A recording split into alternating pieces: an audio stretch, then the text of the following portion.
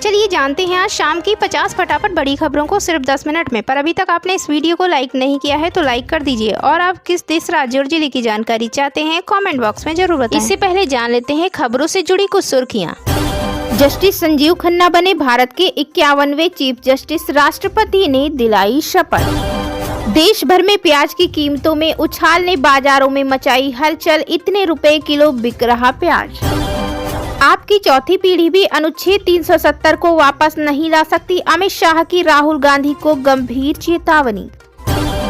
BEd की फर्जी marksheet लगाकर हासिल की थी नौकरी, सहायक अध्यापक किया गया बर्खास्त, मुकदमा हुआ दर्ज। यहां से तुरंत निकलो, कतर ने हमास के नेताओं को देश छोड़ने का दिया अल्टीमेटम, अमेरिका का दबाव बन रहा है प्रमुख कारण। यूपी में आयुष्मान कार्ड के बिना भी प्राइवेट अस्पताल में होगा मुफ्त इलाज, सीएम योगी ने किया ये बड़ा ऐलान। चीन को जबरदस्त सबक सिखाने का प्लान बनाकर सत्ता में लौटे ट्रंप, अब डूब जाएगी ड्रैगन की अर्थव्यवस्था। इजराइल हमास के बीच युद्ध की भयावह तस्वीर, गाजा में मारे गए 70% महिलाएं और बच्चे। संयुक्त राष्ट्र में पाकिस्तान के प्रस्ताव को मिला 179 देशों का साथ, भारत ने किया खिलाफ में मतदान। मैं कोमा में जा सकता हूं जज साहब, कोर्ट में गिड़गिड़ाया आतंकी यासीन मलिक। तो इसी बीच बढ़ते हैं दोस्तों अपनी पहली खबर की ओर। जस्टिस संजीव खन्ना बने भारत के 51वें चीफ जस्टिस, राष्ट्रपति ने दिलाई शपथ। बता दें दोस्तों, जस्टिस संजीव खन्ना ने सोमवार को राष्ट्रपति भवन में भारत के 51वें मुख्य न्यायाधीश के रूप में शपथ ली। राष्ट्रपति भवन में आयोजित सादे और गरिमापूर्ण समारोह में राष्ट्रपति द्रौपदी मुर्मू ने उनको शपथ की शपथ दिलाई। इससे पहले जस्टिस DY चंद्रचूड़ रिटायर हुई। तो इसी बीच बढ़ते हैं दोस्तों अपनी अगली खबर की ओर। देश भर में प्याज की कीमतों में उछाल ने बाजारों में मचाई हलचल।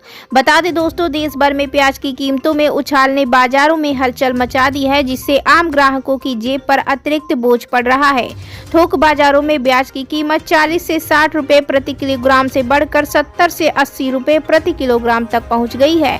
वहीं बताते चले, दिल्ली के एक बाजार के विक्रेता ने बताया, पहले प्याज 60 रुपए प्रति किलो था, जो अब बढ़कर 70 रुपए प्रति किलो हो गया है। इसी बीच बढ़ते हैं दोस्तों अपनी अगली खबर की ओर। बीएड की फर्जी मार्कशीट लगाकर हासिल की थी नौकरी, सहायक अध्यापक किया गया बर्खास्त, मुकदमा हुआ दर्ज। बता दें दोस्तों, राजधानी लखनऊ में सहायक अध्यापक पर प्रधानाचार्य ने आलमबाग थाने में धोखाधड़ी का मुकदमा दर्ज कराया है। आरोपी अध्यापक पर बीएड की फर्जी मार्कशीट लगाकर नौकरी हासिल करने का आरोप है। आलमबाग के चंदर नगर स्थित जनता इंटर कॉलेज के प्रधानाचार्य पवन कुमार के मुताबिक राकेश कुमार कॉलेज में सहायक अध्यापक थे। आरोप है कि राकेश ने नौकरी हासिल करने के लिए भर्ती के समय बीएड की जो मार्कशीट लगाई थी वो सत्यापन में फर्जी निकली। इस पर कॉलेज प्रशासन ने राकेश को नौकरी से बर्खास्त कर दिया था। बताते चले, मामले की जांच चल ही रही थी कि तभी बैंक से राकेश के नाम पर लोन की किस्तें न भरने की नोटिसें कॉलेज भेजी गयी। पता चला कि लोन संबंधी दस्तावेजों में कॉलेज में उनकी नियुक्ति के हस्ताक्षर पूर्व प्रधानाचार्य के थे। पूर्व प्रधानाचार्य से पूछा गया तो उन्होंने जानकारी न होने की बात कही। प्रधानाचार्य ने आरोपी से उनकी बीएड की डिग्री मांगी और संस्कृति विश्वविद्यालय को भेजी। यहां से उन्हें डिग्री फर्जी होने की जानकारी मिली। तो इसी बीच बढ़ते हैं दोस्तों अपनी अगली खबर की ओर। यहां से तुरंत निकलो, कतर ने हमास के नेताओं को देश छोड़ने का दिया अल्टीमेटम। बता दें दोस्तों, कतर ने हाल ही में हमास के नेताओं को देश छोड़ने का अल्टीमेटम दिया है, जो अमेरिकी अधिकारियों के दबाव में लिया गया एक महत्वपूर्ण कदम है। बता दें कि हमास के कई प्रमुख नेता कतर की राजधानी दोहा में शरण लिए हुए थे और अब उन्हें वहां से बाहर जाने का आदेश दिया गया है।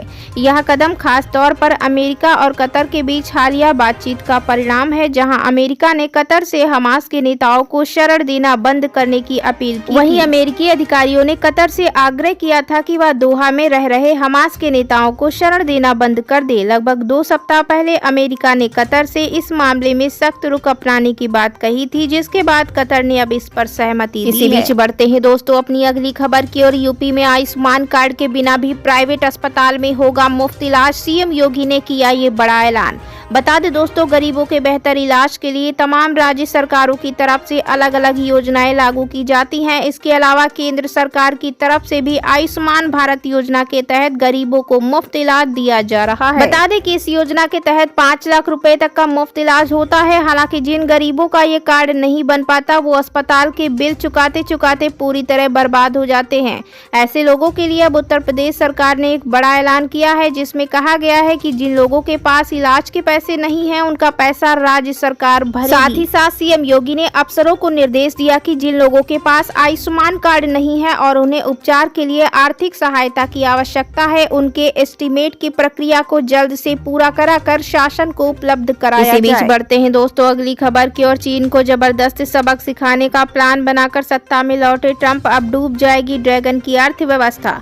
बता दें दोस्तों, अमेरिका और चाइना के बीच तनाव ने दुनिया की दो सबसे बड़ी आर्थिक शक्तियों के बीच एक नए संघर्ष को जन्म दिया है। जबकि चीन के राष्ट्रपति शी जिनपिंग अपने देश को टेक्नोलॉजी के क्षेत्र में एक प्रमुख शक्ति बनाने की कोशिश कर रहे हैं, लेकिन अमेरिकी सत्ता में डोनाल्ड ट्रंप की वापसी चीन के लिए उनकी योजनाओं को प्रभावित कर सकती है। चीन की अर्थव्यवस्था इन दिनों कई चुनौतियों का सामना कर रही है। हाल ही में चीन सरकार ने इसे संजीवनी प्रदान करने के लिए विभिन्न उपायों की घोषणा की है, लेकिन अमेरिका में डोनाल्ड ट्रंप की संभावित राष्ट्रपति वापसी ने चीन की आर्थिक योजनाओं पर एक बार फिर से सवालिया निशान लगा दिया है। वहीं ट्रंप, जिन्होंने अपने चुनावी प्रचार में चीनी वस्तुओं पर 60% तक आयात शुल्क लगाने का वादा किया था, अब चीन की अर्थव्यवस्था के लिए एक नए संकट का संकेत दे रहे हैं। इसी बीच बढ़ते हैं दोस्तों अपनी अगली खबर की ओर। आपकी चौथी पीढ़ी भी अनुच्छेद 370 को वापस नहीं ला सकती, अमित शाह की राहुल गांधी को चेतावनी।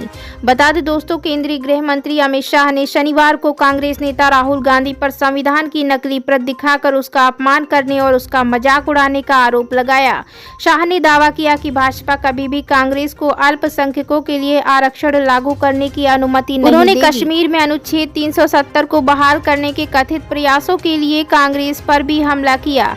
उन्होंने कहा, कश्मीर भारत का अभिन्न अंग है। मैं राहुल गांधी को चेतावनी देता हूं कि आपकी चौथी पीढ़ी भी अनुच्छेद 370 को वापस नहीं ला सकती है। शाह ने झारखंड में झामुमो नीति सरकार पर भी निशाना साधा और उसे देश की सबसे भ्रष्ट सरकार करार दिया। तो इसी बीच बढ़ते हैं दोस्तों अपनी अगली खबर की ओर। इजराइल हमास के बीच युद्ध की भयावह तस्वीर। गाजा में मारे गए 70% महिलाएं और बच्चे। हमास के आतंकवादियों ने पिछले साल 7 अक्टूबर 2023 को इजराइल के एक हिस्से में हमला किया और वहां मौजूद महिला, बच्चों और बूढ़ों को मौत के घाट उतार दिया। कुछ ऐसी घटनाएं देखी गयी कि हमास के लड़ाकों ने पूरे परिवार को ही जिंदा जला दिया था। रिपोर्ट की माने तो इस हमले में हमास ने 1200 से ज्यादा इजरायलियों की हत्या की थी और 250 लोगों को बंधक बनाकर गाजा पट्टी ले गए। इसके बाद इजराइल के प्रधानमंत्री ने सीधे तौर पर कहा था, हमास के खत्म होने तक युद्ध नहीं रुकेगा, चाहे इसकी कुछ भी कीमत हो। और अपनी प्रतिज्ञा के मुताबिक इजराइल ने हमास के हर ठिकाने को ध्वस्त कर दिया। हर बड़ा कमांडर मारा गया, लेकिन हमास की करनी का फल गाजा पट्टी में रहने वाले लोग भी झेल रहे हैं।